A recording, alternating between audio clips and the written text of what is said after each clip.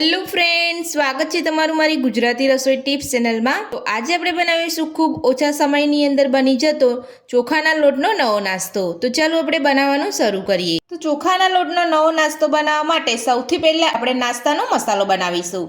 તો મસાલો બનાવવા માટે એક મિક્સર જાર લીધું છે, તેની અંદર આપણે ઝીણા સમારેલા લીલા મરચાં લઈશું।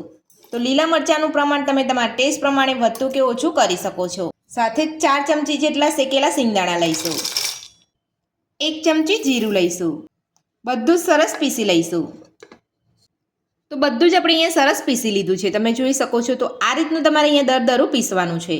તો હવે આપણે મસાલાને સાઈડ પર રાખીશું અને એક આપણે વાસણ લઈ લઈશું। તો વાસણની અંદર આપણે સૌથી પહેલાં 1 મોટી વાટકી જેટલો ચોખાનો લોટ લઈશું। સાથે 2 વાટકી જેટલી છીણેલી દૂધી લઈશું। તો દૂધીની અંદરથી મેં પહેલેથી જ પાણી કાઢીને રાખ્યું છે। તો તમારે આ રીતે તમારે દૂધીને છીણી અને તમારે હાથની મદદથી તમારે પાણી કાઢી લેવાનું છે। તો હવે આપણે છીણેલી દૂધી ઉમેરીશું। તો મેં અહીંયા 250 ગ્રામ જેટલી દૂધી લીધી છે। તો જો તમે અહીંયા વધારે નાસ્તો બનાવવા માંગતા હોય તો તમારે લોટનું અને દૂધીનું પ્રમાણ થોડું વધારે રાખવાનું છે। તો હવે આપણે ઝીણા સમારેલા લીલા ધાણા ઉમેરીશું। સાથે જ આપણે જે મિક્સર જારની અંદર મસાલો બનાવીને રાખ્યો છે તે ઉમેરી દઈશું। તો બધો જ મસાલો આપણે અહીંયા લઈ લીધો છે। તો હવે આપણે તેની અંદર સ્વાદ પ્રમાણે મીઠું ઉમેરીશું। અડધી ચમચી ધાણા જીરું પાવડર ઉમેરીશું।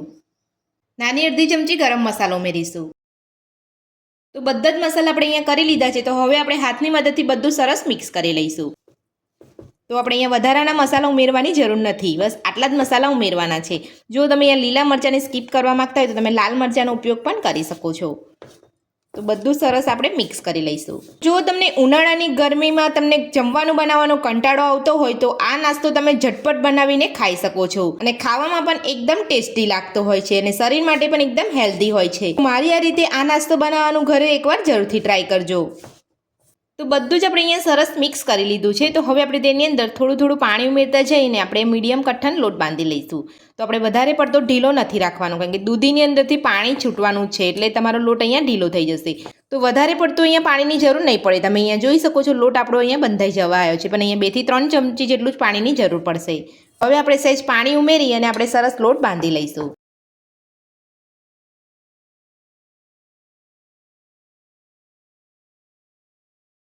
જો તમારો આ રીતે તમે લોટ બાંધો ને લોટ ઢીલો તમારો થઈ જાય તો તમારે અહીંયા થોડો ચોખાનો લોટ ઉમેરી લેવાનો છે, એટલે તમારો લોટ અહીંયા એકદમ પરફેક્ટ થઈ જશે। તો લોટ આપણો બંધાઈને તૈયાર છે। તો આ રીતનો તમારે અહીંયા મીડિયમ કડક લોટ બાંધવાનો છે, વધારે પડતો તમારે અહીંયા ઢીલો લોટ નથી બાંધવાનો। તો હવે આપણે તેને ઢાંકીને 10 મિનિટ માટે રહેવા દઈશું।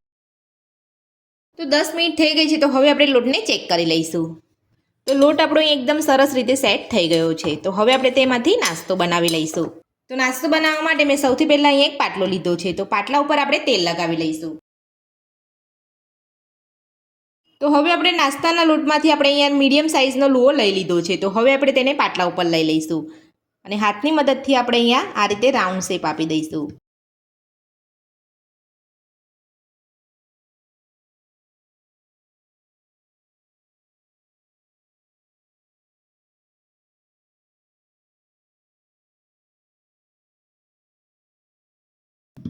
તો જે રીતે તમારે અહીંયા જાડો કે પાતળો રાખવો હોય નાસ્તો, એ રીતે તમારે અહીંયા રાઉન્ડ શેપ આપી દેવાનો છે। તો સરસ રાઉન્ડ શેપ આપણે અહીંયા નાસ્તાનો આપી દીધો છે। તો હવે આપણે નાસ્તાને શેકી લઈશું। તો તમે જોઈ શકો છો નાસ્તો આપણે એકદમ સરસ આસાનીથી અહીંયા ઉખડી જાય છે પાટલા ઉપરથી।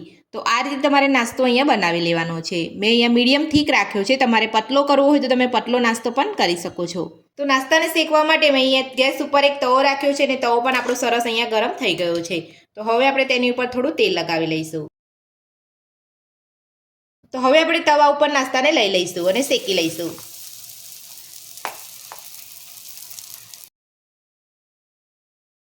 ગેસની મીડિયમ ફ્લેમ ઉપર જ આપણે નાસ્તાને શેકવાનો છે।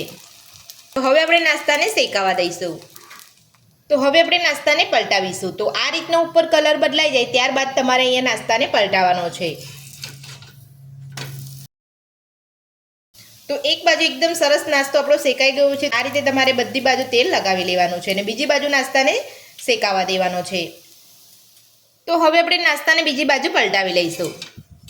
તો તમે અહીંયા જોઈ શકો છો બીજી બાજુ પણ આપણો નાસ્તો સરસ અહીંયા શેકાઈ ગયો છે। તો આ જ રીતે તમારે નાસ્તાને બંને બાજુ શેકી લેવાનો છે. તો આપણો નાસ્તો બનીને તૈયાર છે. તો આ જ રીતે આપણે બધો નાસ્તો બનાવી લઈશું. તો ચોખાના લોટનો હેલ્ધી નાસ્તો બનીને આપણો તૈયાર છે અને તમે જોઈ શકો છો એકદમ સરસ અહીંયા સોફ્ટ નાસ્તો બન્યો છે. તો મારી આ રીતે તમે ચોખાના લોટનો નવો નાસ્તો બનાવવાનું ઘરે એકવાર જરૂરથી ટ્રાય કરજો. ખાવામાં એકદમ ટેસ્ટી અને ખૂબ ઓછા સમયની અંદર બની જતો હોય છે. તો ચોખાના લોટનો નવો નાસ્તો બનાવવાની રીત તમને મારી કેવી લાગી મને કોમેન્ટ બોક્સમાં કોમેન્ટ કરીને જરૂરથી જણાવજો.